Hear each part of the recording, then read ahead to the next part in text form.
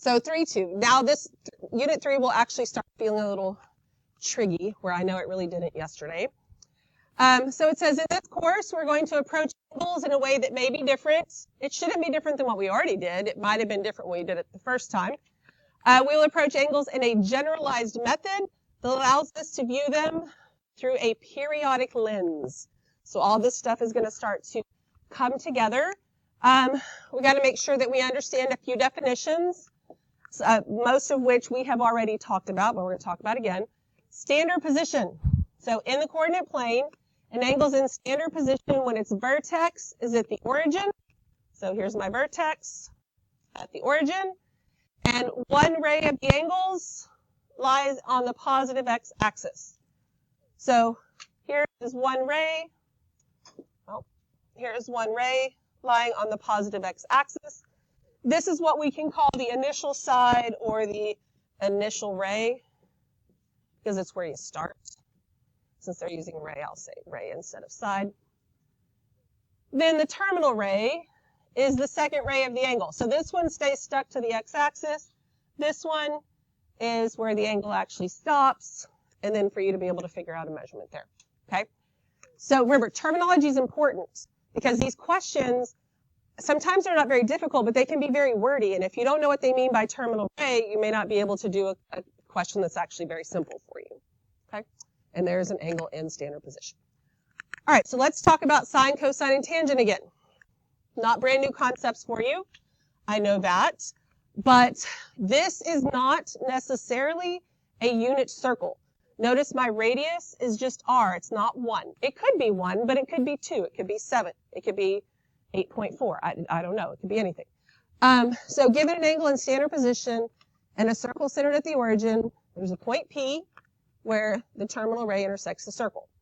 So when we talk about sine, we know in the unit circle, sine is the y value of our ordered pairs, right? That's old business for us. But notice here, sine is not just plain old y, it is y over r because our radius is not necessarily 1. Okay? It was plain old y because when the radius is 1, that's just how it divides out, right? Remember all that? Because I want to make sure that we can pull this stuff out of the back of our brains, but also not get all confused with how it works together. So sine of theta is the ratio. 99% of the time in math, when we're talking about a ratio, it's a fraction. But then there's some wording in here that sounds a little bit different. Of the vertical displacement of P. So that's like the vertical, that's why it's the y value, because it's our vertical distance there. From the x-axis to the distance between the origin and point P. Here it uses the word distance. This is the radius.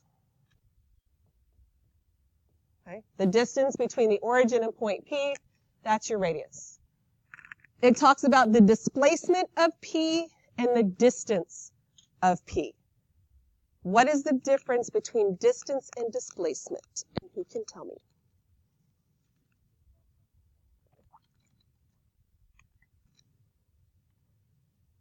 Okay, that's a good way to look at it too. Okay, so there's, yeah, that will not be a way to look at it too. That is 100% true. I was looking for a different answer, but let's talk about that. So if I went from here to here, to get there, I could go like this, right? That could be my trip. That's my distance. This is actually the displacement, okay? Tell me, that's 100% true. And for us here, because everything is kind of line segments, in this case, they would kind of be the same thing, but what else makes them different? Well, that is good. What can displacement have? What does displacement have that distance doesn't? Anybody? Can you have a negative distance? Negative distance, I cannot. I cannot drive a negative 50 miles, but I can have a negative displacement. That's the difference between the two, okay? That distance just has length, or just has magnitude, and then displacement has magnitude and direction. So your displacement could be positive or negative. Your distance is always positive. So your radius is always positive no matter what. And what should make sense on a coordinate plane is that y could be positive or negative, right? And I want to make sure you understand that because I've seen a lot of these questions where the term displacement is in the question or in the answers, and I don't want you to get confused about that. the displacement of y is basically the y value, whether it's positive or negative. Okay? Does that make sense to you? Sometimes things sound a little fancy and more complicated, and they're really not. But that's what sine is. All right, so then cosine, the ratio, and this is the horizontal displacement because that's your x, and the distance. So x over r instead of just plain old x. So we're not changing like if it's x or y because, I mean, it is what it is. We're not really changing anything. We're just adding some stuff. And then tangent, we should already know that it is sine over cosine or y over x. But we've introduced r into these. Let's see why r is not introduced into this one. If tangent is sine over cosine, then that means that tangent theta is sine, which is y over r, over cosine, which is x over r. I have a fraction and a fraction. First thing I do is not freak out, right? It's very simple. It just means division. So this is y over r times r over x. Those r's cancel out. That's why I get y over x with no r in it. So tangent looks the same whether it's a unit circle or not. And it says it is the ratio of the vertical displacement to the horizontal displacement. Now, here's the other part of this that you really have to, because all that stuff, yeah, we know it. Displacement, okay, I get that. But here's a really important thing. Tangent of theta is the slope of the terminal ray. The slope. Tangent is the slope of the terminal ray. So let's look at our picture. This is my initial side, right? This is my terminal ray. This ray is part of a line that I could draw through here. Yes? Pretend like that's straight. So it's part of a line-ish. And to find the slope of this, it's the change in y over the change in x, right? And if I start at 0, the change in y, it's just rise over run. I rise y and I run x. That's y over x. That is tangent. So tangent is the slope of that ray. Does that make sense? If we understand what tangent is, you would need to understand that it is the slope of the ray as well. Okay? We all okay on that? Are y'all awake? You know, just like, I feel like y'all are staring through me if you're even looking at me. I'll take that as a yes. Let's move on. All right, so flip this over. Now just look at the question. Don't even read the words yet, but just look at the question and look at the answers. Lots of words, right? And we can get lost in all those words. So you don't always want to start by just reading all the words. Let's start by reading the question and looking at the picture, but not do anything else past that just yet. So the figure above shows a circle centered at the origin with an angle measure of theta in standard position. Great. They just told me what I could already see. So that first sentence, although it's important, I mean, it doesn't really give me much more than I already know. The terminal ray of the angle intersects the circle at point P. I see that too. The coordinates of P are x, y. I am going to label that because I can put a point x, y in any quadrant. And if I was in the third quadrant and I said this point is x, y, then when I get my values, I have to make sure that I don't mess up those signs because technically things are negative in the third quadrant and you can really get things kind of messed up. So you want to make sure that you know what's going on with the SIGNs in this stuff to begin with. All right, which of the following is true, okay, not false, true, about the cosine of theta? Okay, before we read anything else, I know that the cosine of theta is what over what?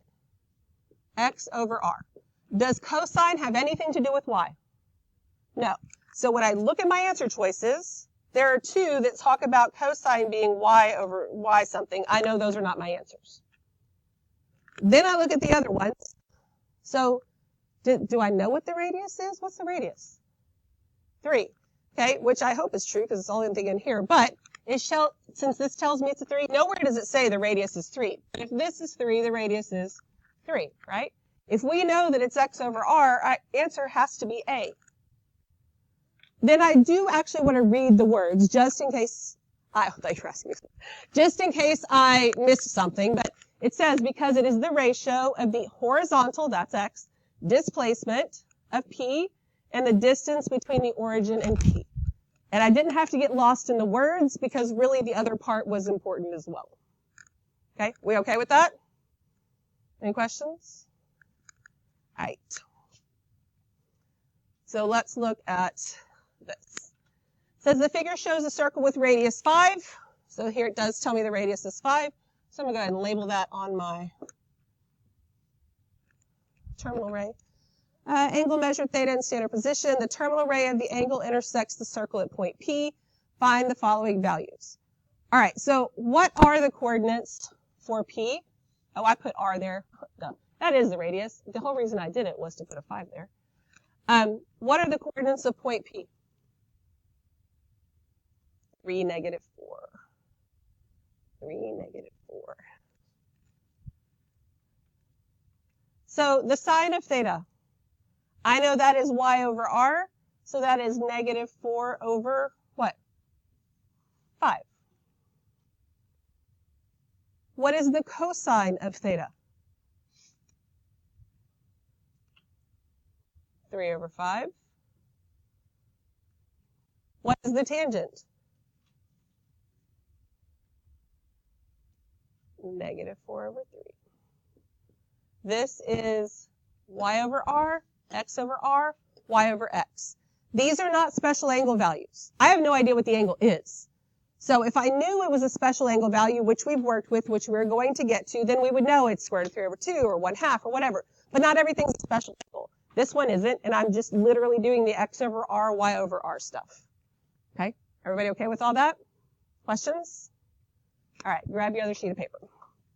I didn't forget. This is also going on page 90 when we are done.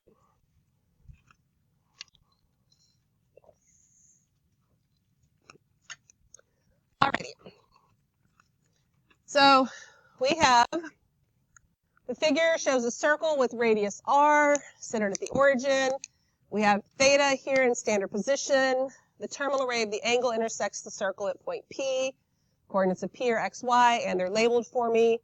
Then it says the points Q, R, and S are the result of reflecting point P across the y-axis, the origin, and the x-axis respectively.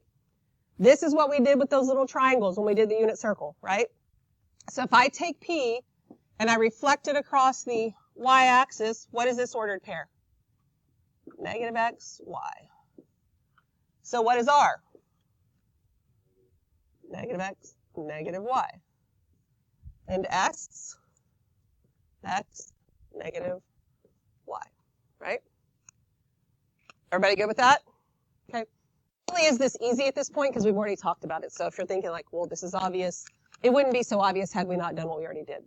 All right, so then that's basically what we're asked for in example 3, so let's fill those in. So Q, we said it is negative x, y. R, negative x, negative y. S, x, negative y. Any questions at this point? All right, so now it says find the sine of the angle whose terminal ray intersects point S. Well, I don't want to call it theta because I already have a theta, so we'll call this one alpha. So I'm going to find the sine of alpha. Remember, it's like a fat Jesus fish. Point S, sine I know is y over r. And so this, what is the y value of point S? Negative y over r. That's my sine value. Now I want to find the cosine that intersects point Q. So let's call this one beta. Cosine of beta, what would that be?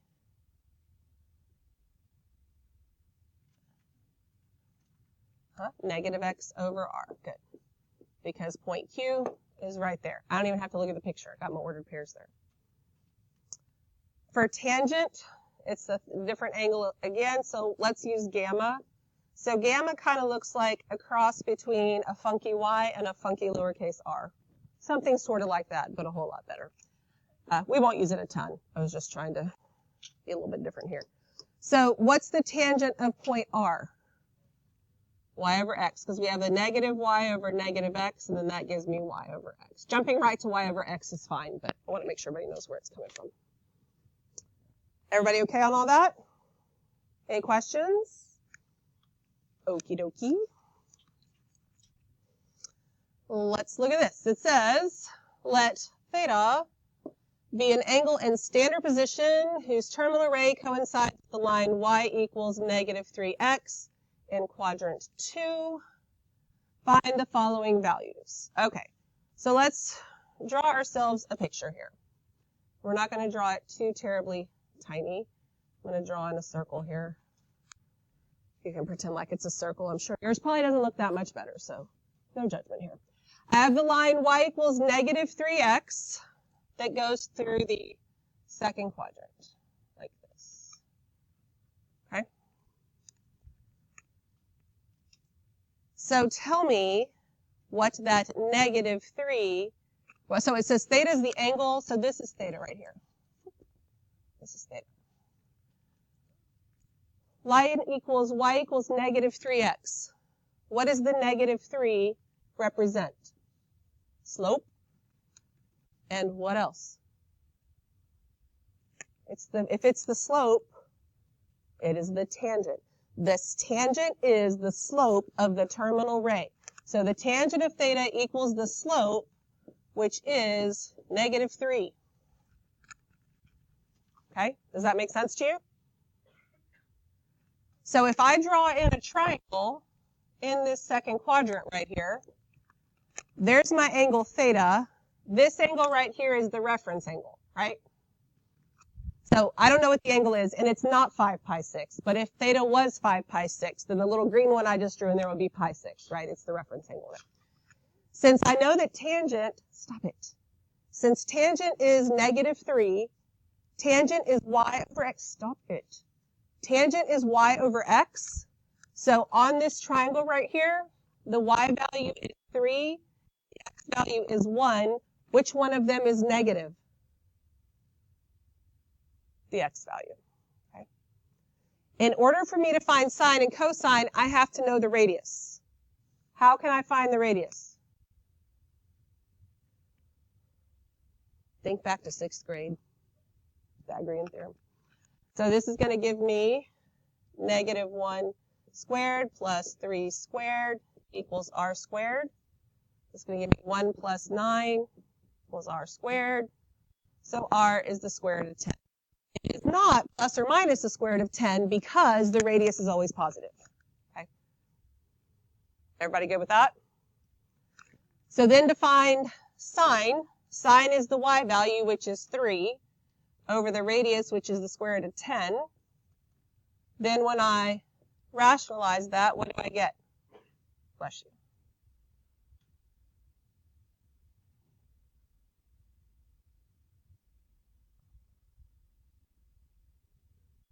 Thank you. 3 square root of 10 over 10. Cosine, x over r, negative 1 over the square root of 10.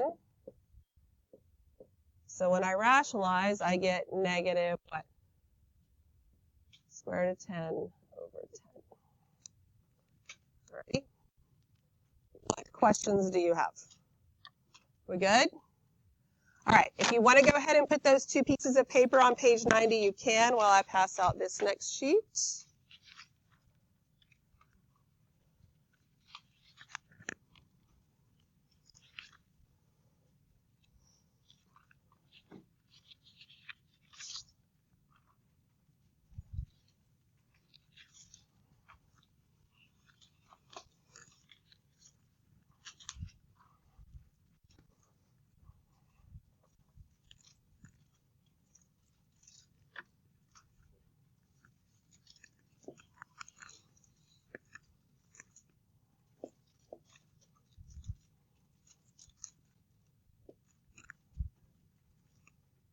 This one is going on page 91. I didn't want to put too much on one page, so they really could have gone on the same page, but also nobody pointed it out until the end of the day yesterday, but apparently I did not copy the notes from yesterday correctly, so those of you that are actually using your ISNs, I apologize.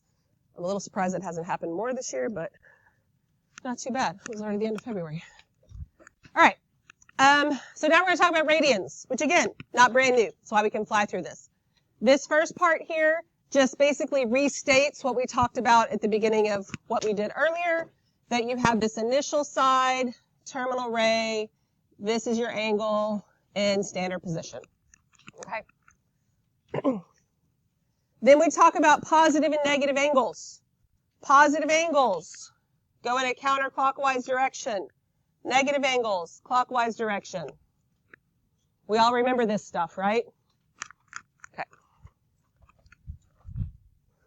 So, since we are using the coordinate plane to define angles, we consider the angles to have periodic behavior. Angles in standard position that share a terminal ray differ by an integer number of revolutions. So here's how this ties to yesterday, and it'll tie even more. But if you remember when I think one of the ones we were looking for like f of 14, and we had to change that into 4 plus 2 times 5, because 5 was the period, right? So what this is saying, the number of revolutions, one revolution is 2 pi. So we might have something plus 4 times 2 pi because it revolves so many times. And that's what makes it a periodic function, and then it's just going to come back and keep repeating those things. And again, we'll look more at graphs, but that's what those words right there means. All right, so when we measure angles, we are going to do that with radians, okay? And we did talk about radians, and I showed you where they came from, but we didn't really talk about the real formula so much. So here's my angle, right? And we have that little arrow there, but then you have this arc length. So the measure of the angle indicated is arc length divided by radius, and that's where you get your radians from. It's always the arc length divided by the radius. That's how we come up with radians. All right? So the radian measure of an angle in standard position is the ratio of the length of the arc of the circle and the radius of that same circle. Then it reminds you, sadly, we have to remind you that the circumference is 2 pi r. And to find an arc length, we can just use ratios. Okay. Everybody good with that? All right. Flip it over. So this says, consider the angle theta created by the quarter circle of radius 4 above. Find the measure of theta in radians. So remember, theta in radians is equal to the arc length divided by the radius. So we're going to start by finding the arc length. The easiest way to do arc length, because there are formulas, but who cares? We can find the whole arc length, meaning the circumference. So if circumference is 2 pi r, what's the radius here? 4, yeah. So this is 2 times pi times 4. So my circumference is 8 pi. Now, that's the entire circle. I don't want the entire circle. How much do I want of it? A quarter. So a quarter of the circle means I'm going to take that 8 pi and divide it by what? 4. That gives me 2 pi. That is the arc length.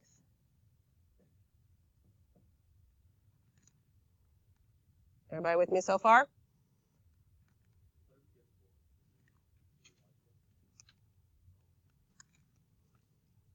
Either that or really just by counting the radius, either way.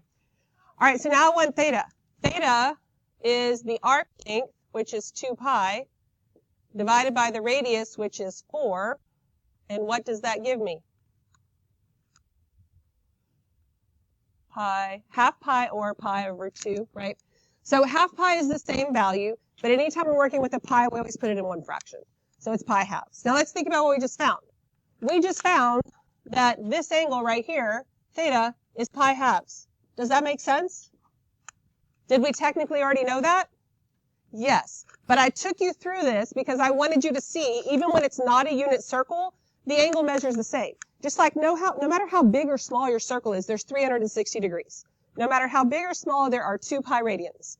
So this would be 90 degrees or pi halves, no matter what size of the circle, because we're measuring the angle, even though we're using the arc length. That's why we have to take the arc length divided by the radius to get that ratio back down.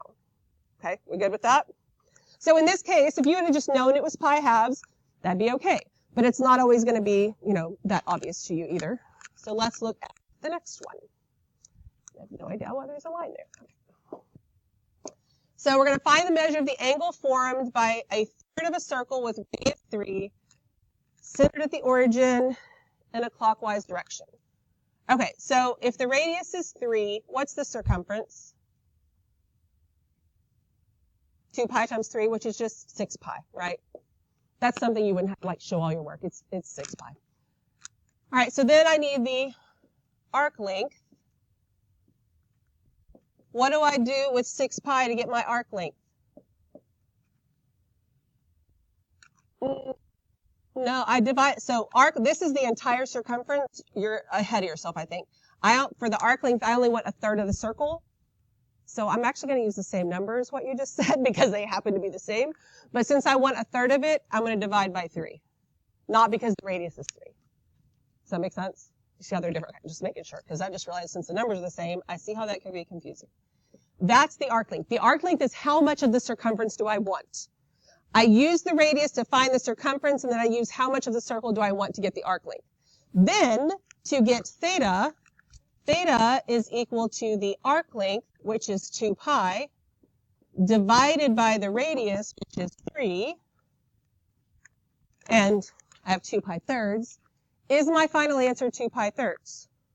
Why not? Because it says it's going in a clockwise direction. And if we are going in a clockwise direction, we are going this way, which makes my answer negative 2 pi thirds. What questions do you have? We're good? Yes. Circumference is equal to 2 pi r.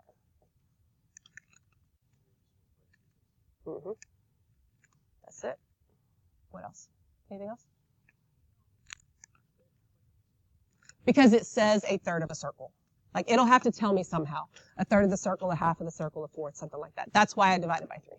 Okay? Anything else? Thank you for asking questions. All right. Sorry, I did not mean to turn that. But I'm sure you deserve this, so it's okay. All right, unit circle. For a unit circle, the radian measure is the same as the length of the arc formed by the angle. Because, again, we divide by the radius, it's just 1. So the concept of the unit circle will become pivotal throughout the rest of this course. That's why we started it early. Because of its incredible usefulness when working with trigonometric values. Okay? So, unit circle, I cannot stress enough. We still got to know how this stuff works. Okay? I got one more piece of paper for you. I killed a lot of trees. This one will also go on 91.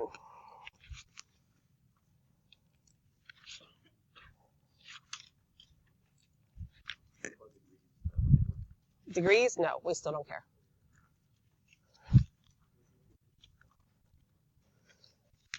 We care about first quadrant degrees just so we have a concept of things, but not for the rest.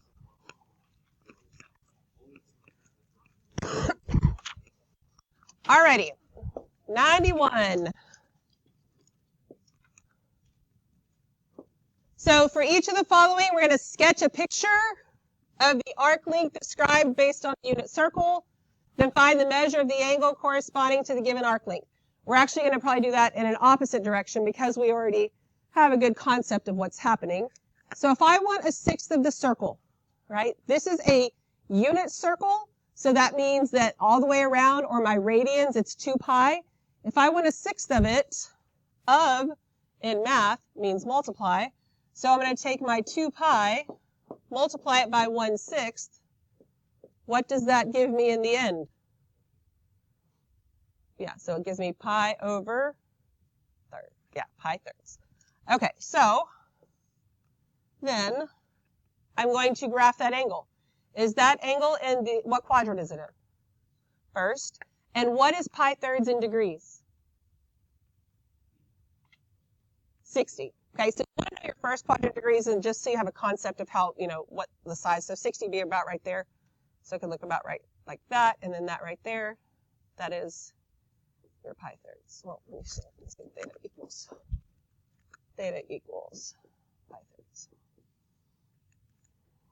Everybody good with that? All right, 2 full rotations. So 2 pi times what? 2, which gives me 4 pi. But this says clockwise direction, so what is this really? Negative, okay? So I'm really going like in a -2 direction there.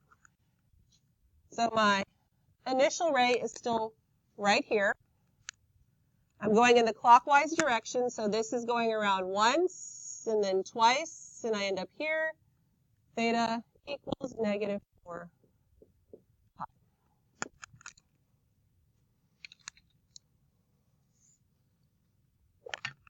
Okay, we good? All right, 3/4 of a circle, so 2 pi times 3/4. What does that give me?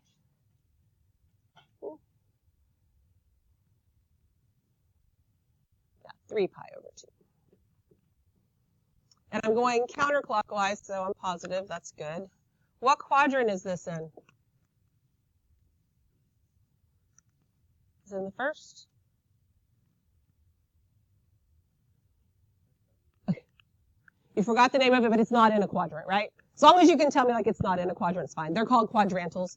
So this is 0, this is pi halves, 2 pi halves, this is 3 pi halves right here. So this is theta equals 3 pi halves.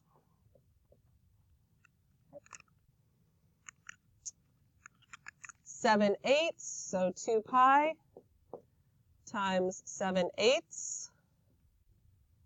What is that going to give me?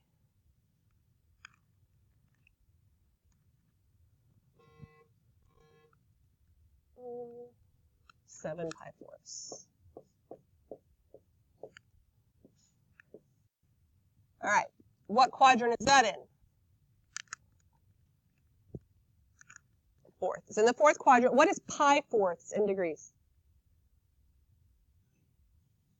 45. Pi fourths is 45. 7 pi fourths, I don't really care, but if I know that pi fourths is 45, and I know it's in the fourth quadrant, then I know it's halfway. That's kind of why I want to have a concept there. So then theta equals 7 pi fourths. Okay. What questions you got? Huh?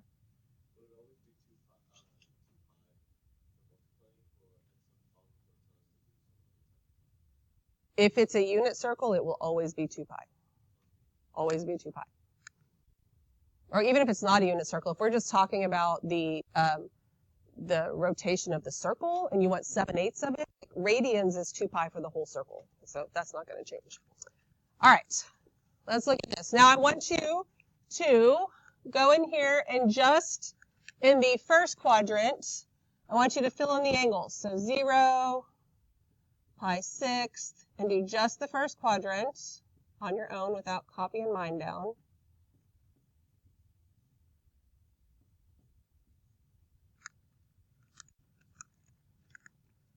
Then double check yourself with me.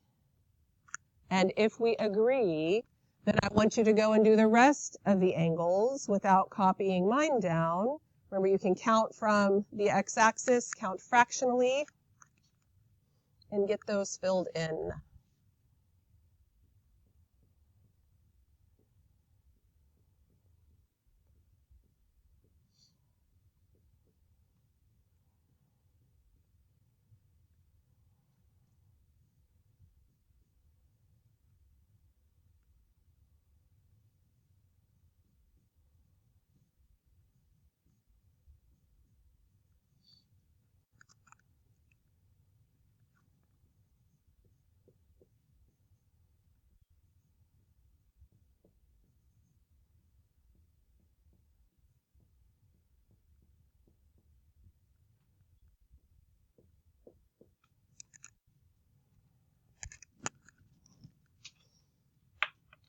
Try and remember and think about the patterns that we found in there as well, especially when you have to fill in the whole circle. But you should be able to figure out what quadrant certain angles are in if I just give you an angle. Remember, in the second quadrant, all of the numerators are one less than the denominator. In the third quadrant, they're one more, and so forth.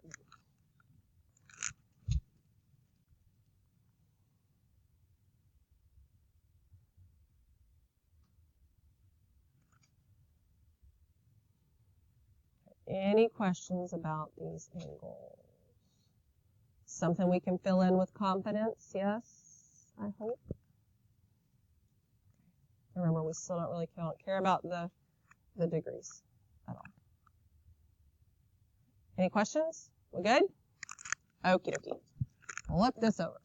All right, so now we're going to talk about sine, cosine, and tangent on the unit circle, which we're already experts at, right? And so here, I know it's a unit circle because my radius is 1. That's why it's telling me the sine is just the y-coordinate and the cosine is just the x-coordinate. Tangent is still tangent. Okay? Same old tangent. So based on what we already know, we don't have to go through some crazy steps here. Here's what they tell us in example 5.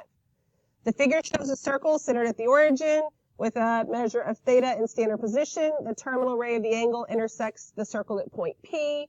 The coordinates of P, they give them to me here and here. So you should very quickly and easily be able to tell me what is the sine of theta. Square root of 3 over 2. It is the y value, right? What is the cosine? 1/2. Now, tell me, it's a bonus question, what is the measure of the angle? What angle is that? If I can, you can use your hand, right? If I'm going to make cosine into 1/2 and sine into square root of 3 over 2, it's this angle. What is this angle? Pi thirds, okay? So this is pi thirds. I can find tangent by literally putting sine over cosine. Do you want to do that with these numbers? No, I don't either. Do you know what the tangent of pi thirds is? Square root of 3. See how much easier that is when you actually know the stuff? Okay, everybody good with that? Okay, so let's look at this. So this says point R is the result of point P is reflected in the y-axis. Let alpha be the angle in standard position whose terminal ray intersects at point R. So if I reflect it in the x-axis, I get this. That would be negative 1/2 square root of 3 over 2, right? So this is alpha. And so the point R, so what's the sign of alpha? Is the sign in the second quadrant positive or negative? Positive. All students take calculus. So it's just square root of 3 over 2. It's the same circle. What's the cosine? Negative 1/2. What's the tangent? Negative square root of 3. Any questions about any of that? We good? Yes? Awesome. All right, so then you have some time to get that taped in.